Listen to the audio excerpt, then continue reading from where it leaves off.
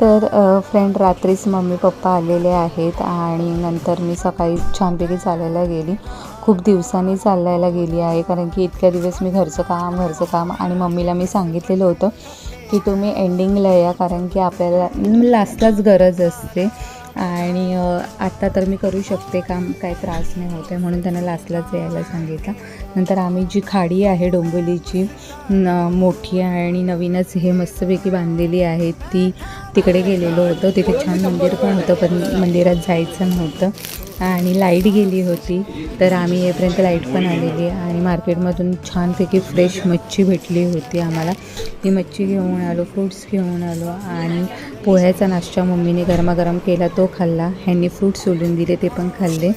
इथे सुरमई बांगडे होते, त्याला मम्मीने छान आगळ मीठ मसाला लावून घेतला, फ्राय केली आणि मस्तपैकी दुपारच्या जेवणाचा बेत